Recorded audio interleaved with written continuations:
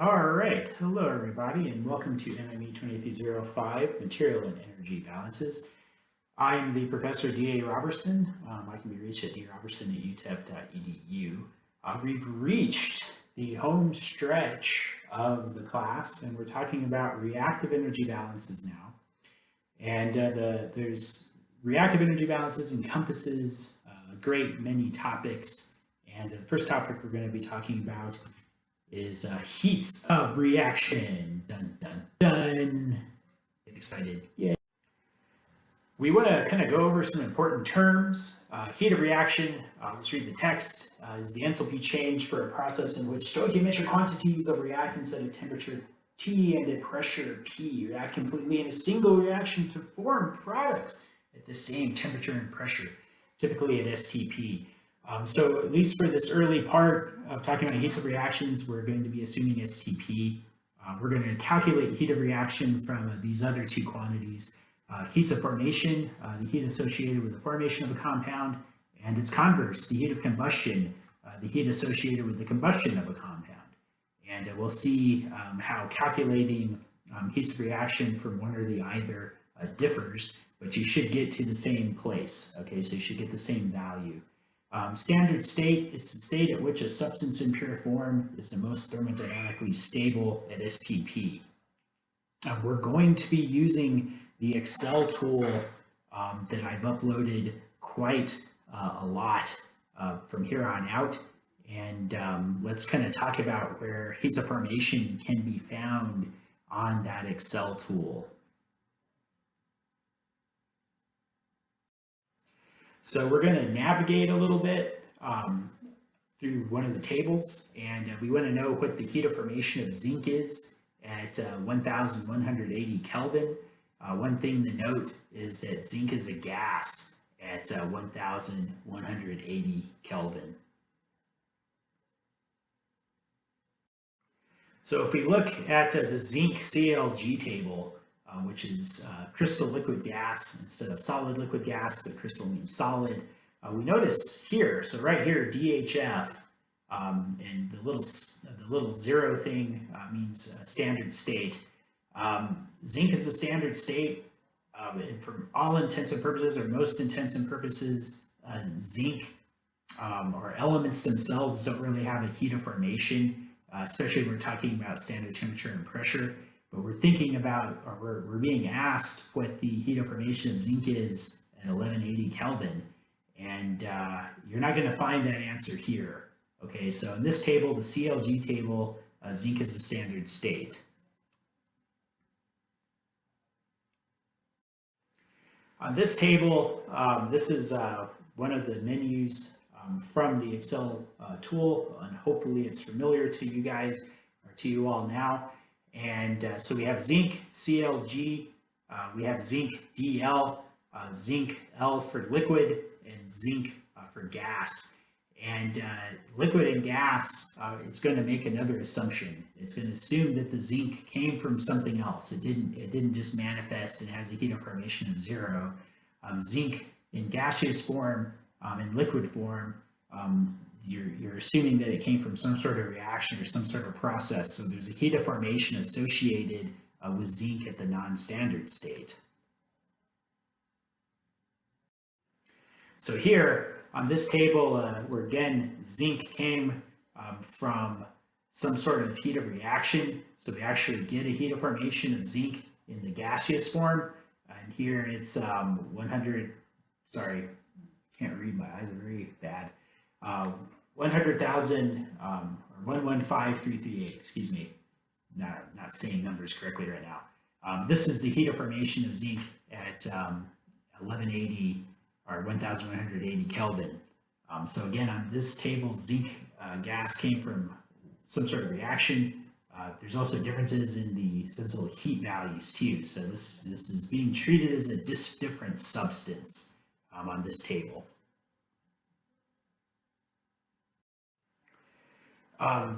There are some tidbits we're going to talk about heats of formation, and this is also true of the heat of reaction, and this is the more proper notation, standard state heat of formation with a little zero If it's positive, the process is endothermic. If it's negative, the process is exothermic.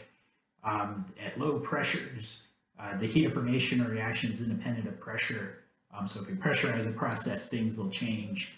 The amount of heat of reaction or formation is dependent on the state, and we'll see that. So the value is dependent on the state. And in most cases, standard heats of reaction are taken at STP, and that's especially true on one of the tables that we're going to be using. We typically calculate the heat of reaction using the heat of formation of products minus the heat of formation of reactants. Hopefully this is actually a familiar equation. I know it comes from chemistry, and this is called Hess's law. And so the heat of reaction equals the sum of the heat of formation for all your products minus the sum of the heat of formation from all your reactants.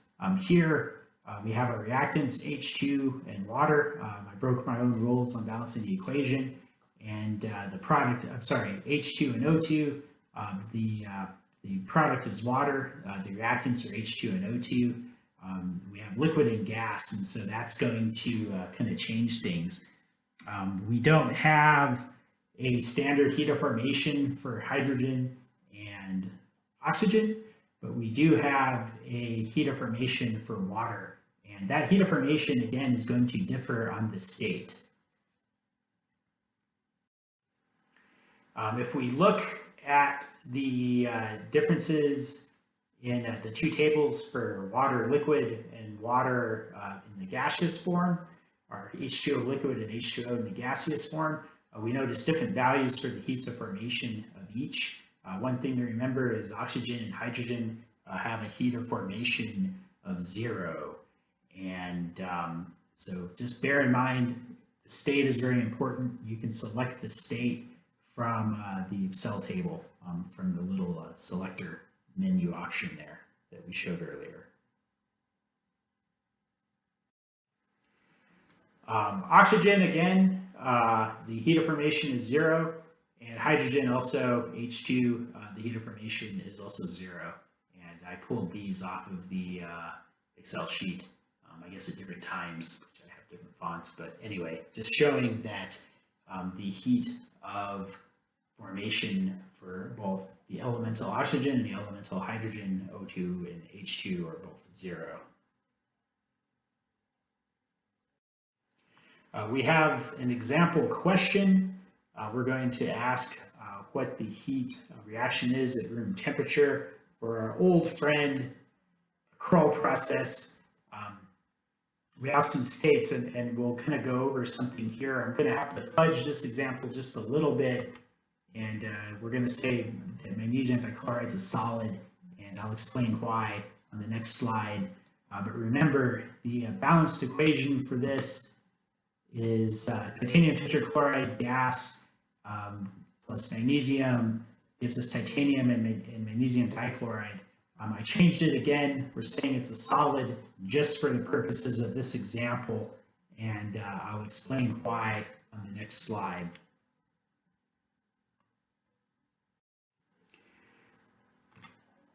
For magnesium dichloride, our Excel table, we only have the CLG table. So we know that the heat of formation for the gas is going to be different than crystal. And so this is not at STP, so we're trying to calculate this at STP. And so I changed the example, I altered reality a little bit, and we're saying it's a solid, so we can use this heat of formation value. I'll go over how to figure out the heat of formation value at an elevated temperature in a later lecture.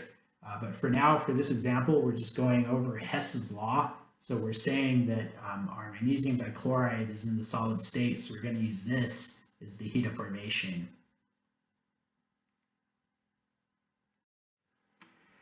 Titanium tetrachloride, on the other hand, we actually did have, or we do have, access to a table for titanium tetrachloride in gaseous form. So it's a little bit more straightforward. I didn't have to alter reality.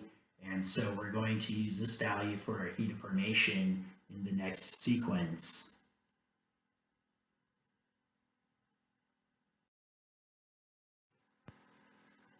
All right, so we're taking a look at a simple heat of reaction problem. And we had titanium tetrachloride plus magnesium, and then we already kind of balanced it. We've seen this problem many times. Plus magnesium yields titanium plus magnesium dichloride, and then we're going to put the states. And remember, for this example, we're kind of fudging reality a little bit, and we're going to call it a solid, when in the real process it's a liquid, but we're kind of keeping things simple here at the beginning. And we want to talk about Hess's law, and so, delta H of reaction equals the sum of the heat of formation of the products minus the sum of the heat of formation, this is supposed to be in F, of the reactants. So the products minus reactants, so these are going to be the reactants, and these are going to be the products. Titanium tetrachloride and magnesium are the reactants. Titanium by itself and magnesium dichloride are the products. We know the heat of formation of magnesium, and this isn't balanced, right? Sorry. We know the heat of formation of magnesium and titanium are 0. We're taking this at STP. I'm sorry, taking this at room temperature.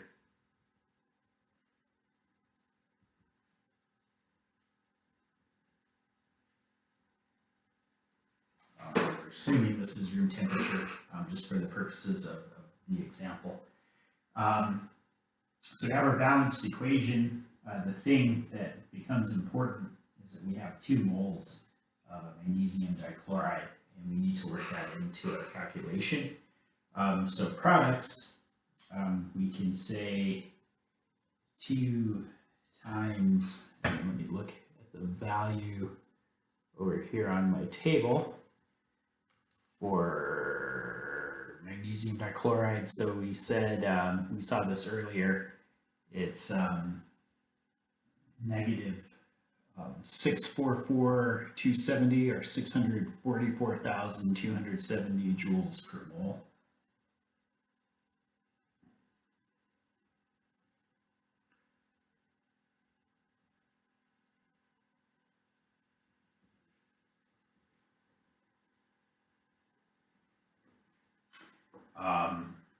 Plus 0 for titanium. This is going to be minus for titanium tetrachloride. In the gaseous form, we had negative 763162, or negative 763,162 kilojoules per mole for titanium tetrachloride. Let me write it down.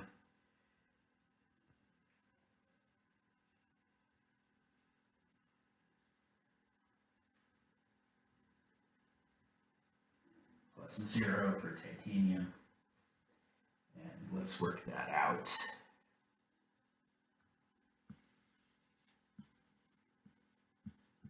Mouse problem. All right, so we end up with a total number, I guess it's like 1 million roughly, joules per mole minus a minus 763,157 joules, and negative times negative is positive. So this is what I got, negative 5, 2,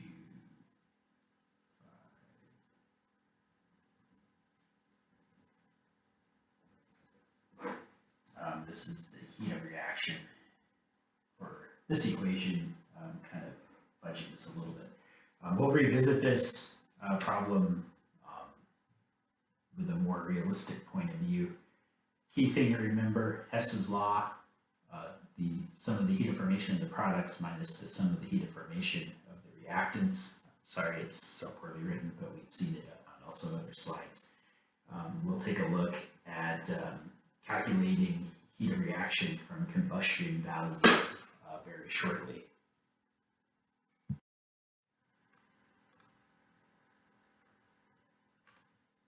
All right, so heats of combustion. Hopefully you all saw the video and enjoyed it. It's always good to have a good laugh. One thing, and I'll hit this concept one more time, is that combustion is a chemical reaction. So when we calculate the heat of reaction for a combustion reaction, we're actually calculating the heat of reaction, so they can be used interchangeably in terms of words. On Blackboard, I've uploaded table B1 from the Felder and Rousseau book. If you have trouble obtaining a copy of the book, I want to make sure you have all the thermodynamic data, and we'll take a look at some highlights of that table right now. Here's just a little bit of the Felder and Rousseau table B1 for selected physical property data is what they call it. The key values that we want for this part of class anyway is the heat of combustion. That's in this table or this column. And the other one, we actually have heat of formation as well. There's some kind of caveats though for using the heat of formation off of this table versus the Excel table. And so they're only at room temperature. So if we start doing reactions at elevated temperatures, you can't really use this heat of formation. What's nice though is that there are compounds that are found on this table that aren't found on the Excel table and vice versa. So it kind of makes a complete data set for you all. And hopefully you're finding the Excel table useful. Heat of combustion is also given in kilojoules per mole.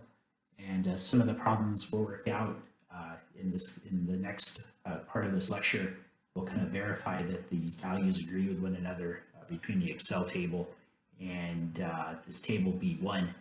What's nice though, if you have heats of combustion and heats of formation, that gives you two ways to calculate the heat of reaction, and we'll take a look at that right now.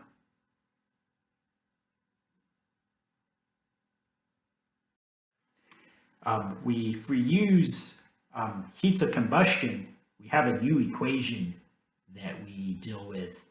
So the heat of reaction is the sum of heat of combustion for the reactants minus the sum of heat of combustion for the products.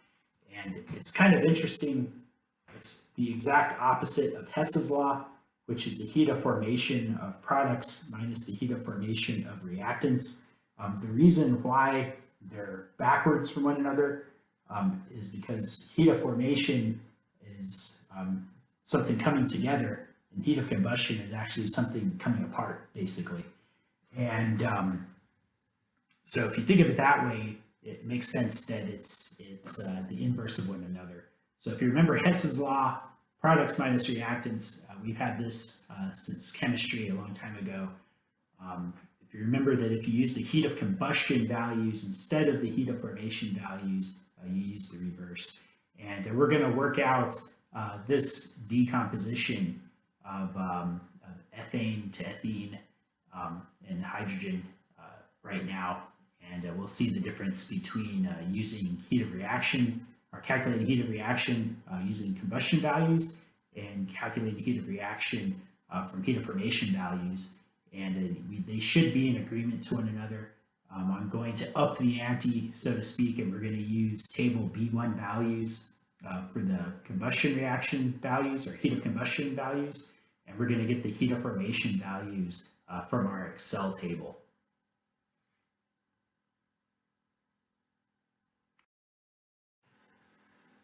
All right, so now we're taking a look at this reaction. It's C2H6 it's just kind of decomposing to C2H4 plus H2, perfectly balanced, so we don't have to do any equation balancing in this case. If we look at table B1, which gives us the heats of combustion,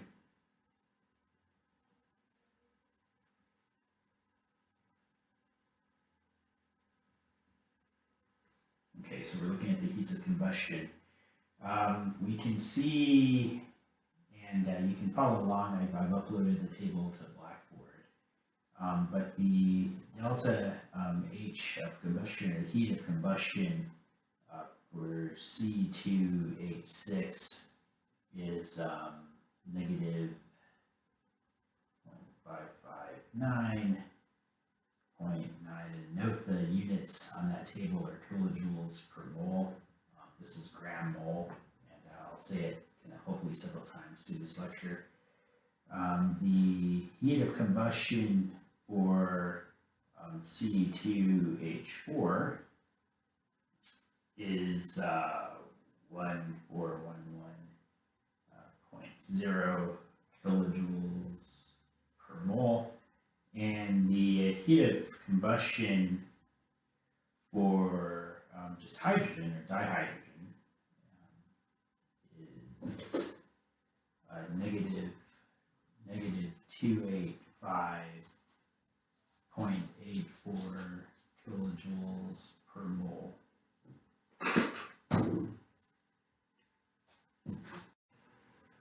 Trying to fix the blurriness, but this is negative 285.84 kilojoules per mole. And we don't use Hess's law when we're dealing with heats of combustion. And so in this case, the heat of reaction is equal to the sum of the delta HC, or heat of combustion for the reactants,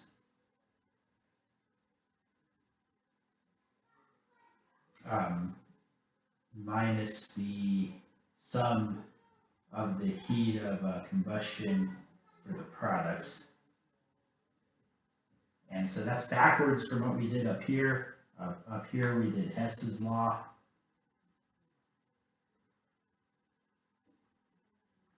Here, I don't think this actually has a law, but make up a name. And again, I'm sorry for the blurriness. Kind of trying to fix it here a little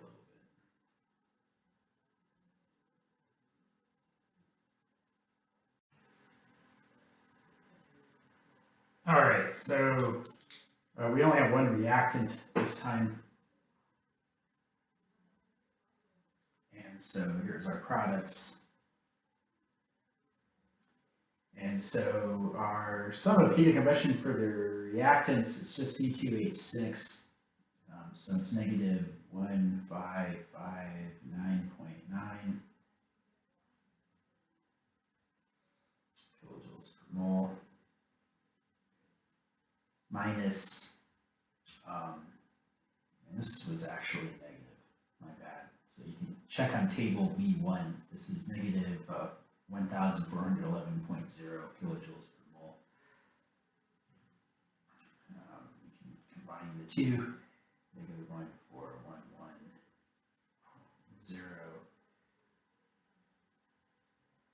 kilojoules per mole minus 285.84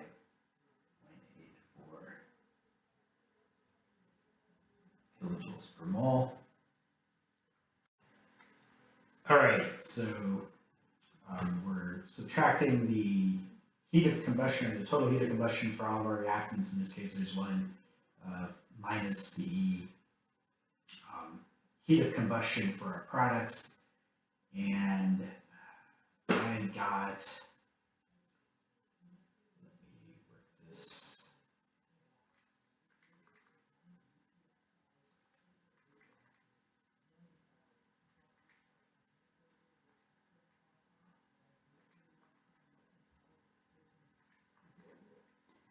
I got 136.94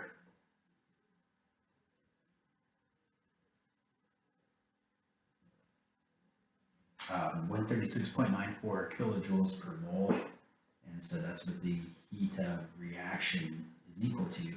This is based on doing using the heat of combustion values. So we could look at this same problem again using Hess's law.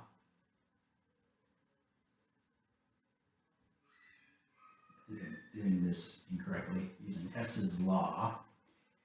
And we can use either the table B1 values, or we can use the thermodynamic Excel table. And I'll go ahead and use the thermodynamic Excel table just to kind of see if things work out correctly. And or similarly, I guess, see if there's agreement between the two tables. I don't think there's anything wrong with that. And so Hess's law, again, remember, equals the sum of the heat of formation of the products minus the sum of the heat of formation for the reactants. And again, we have products and reactants. For heat of formation, there's no heat of formation for this dihydrogen dimer. So there's no heat of formation for that. So we only have two values to contend with. I don't know if I should try to squeeze it in here. Let me get another piece of paper. And here, I'll rewrite the chemical equation just to kind of make sure things stay continuous. And so again, we're using Hess's law. And so for Hess's law, the heat of formation for C2H6, and again, this is at room temperature, room temperature is 52467.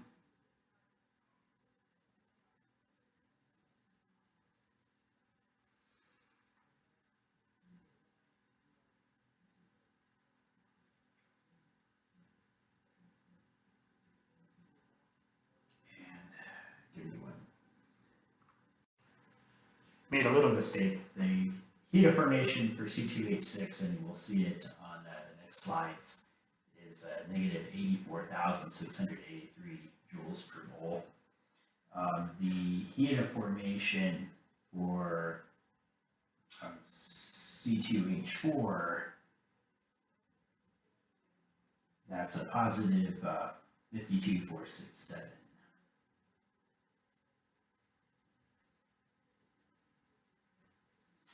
All right, so we're doing products minus reactants.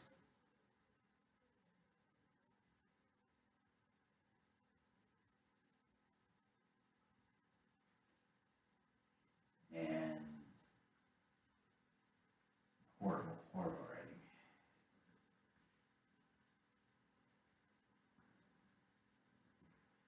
And so that's going to be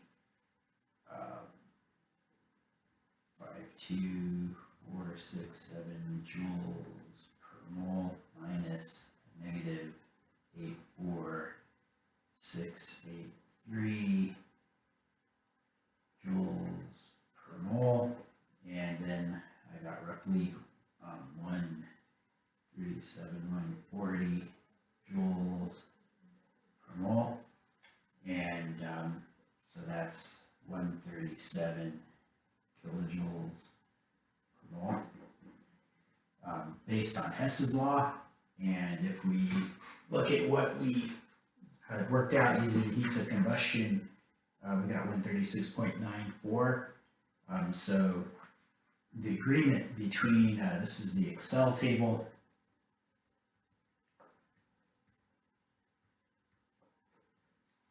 The agreement between this Excel table And these heat of combustion values from table B1 is actually pretty good. And so that gives us some confidence moving forward in the calculation of our stuff here.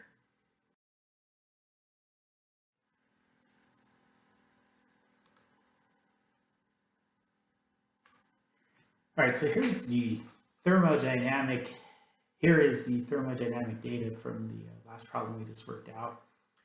We used the C2H6 gas table, the C2H4 gas value, and these H2.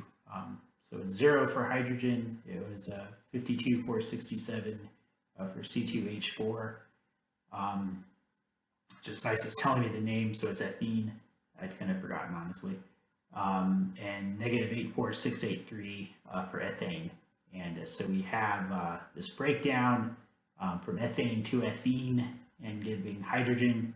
We worked it out two ways on the kind of previous little sequence where we used heat of combustion and we used Hess's law the second time and found that the answers agree. So we're getting data from two different sources using two different methodologies for calculating this stuff, and we're getting agreeable answers. So that's actually, we look at a more looking at a more typical combustion reaction that we've seen before. We see methane, so CH4 plus oxygen yields water and CO2.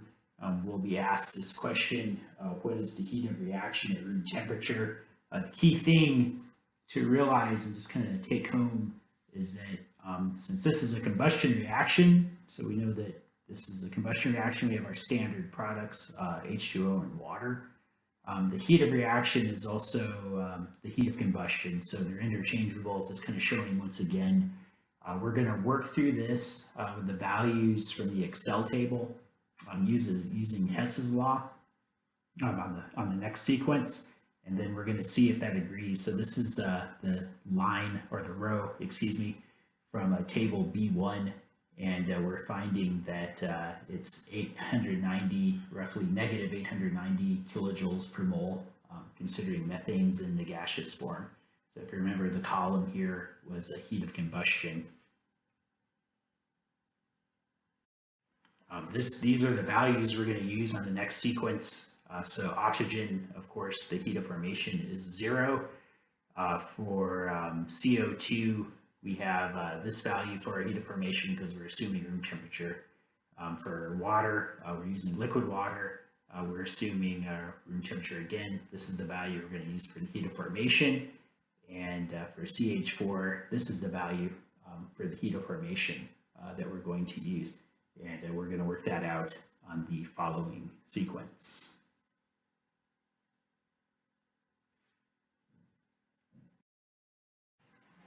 All right, so our next, we're going to calculate the heat of combustion now for methane, our good old friend CH4. And this is going to be in a gas. And this is going to, oops, I forgot to add water, plus O2. So it's our standard combustion reaction. And this has a 2 in front of it. It's an element, so it doesn't matter in terms of heat of formation because it's going to be 0. But this is very horribly written. You have to excuse me.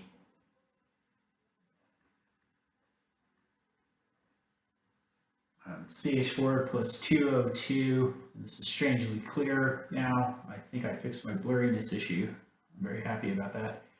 CH4 plus O2. This gives us, of course, H2O and plus CO2.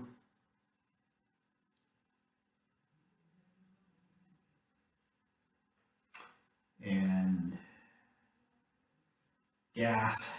All right, so we're not balanced, are we? So let's balance it.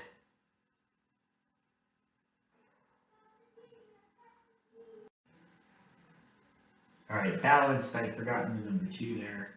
So now we have our balanced equation. In this case, water is a liquid, and we're gonna calculate the heat of reaction. We calculate the heat of reaction at room temperature. It actually is the heat of combustion for CH4, for methane, and you can kind of, well, you'll have a problem set to work through that'll kind of prove some of this stuff a little bit. So we're going to use Hess's law, and this is the heat of formation of our products minus the heat of formation of reactants. Grab the delta. And a little messy, but we've seen it a couple of times now. Our products are water in the liquid form and CO2 in the gaseous form. So CO2, let's do this. Let's do products minus reactants. So H2O, it's 2 times, and we'll bracket this out, 2 times the heat of formation of water is a negative, according to this Excel table, negative 285,832.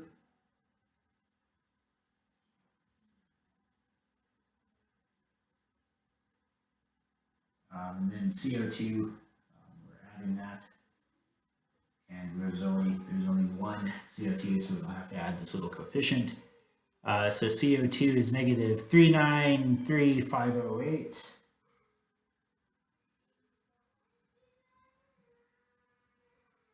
All right,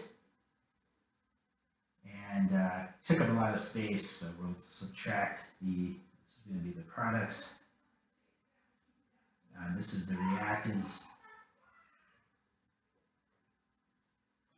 And so the reactants, in this case, the only one that we consider for heat of formation is methane, so CH4. And the heat of formation for methane is 74809.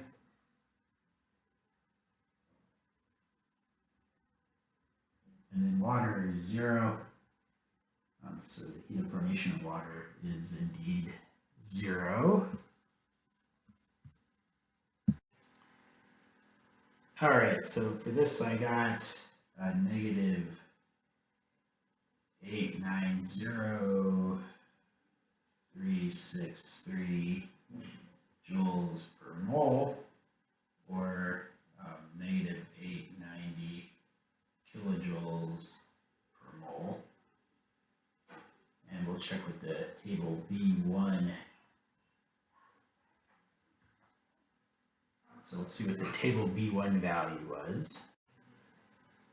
If you look at the table B1 value on the uploaded PDF, it's negative 890.3 kilojoules per mole. So again, comparing this data from the Excel table versus the B1 value provides pretty darn good agreement. Oh my! It's the end of the lecture. If you have any questions, you can email me at drobertson@utep.edu.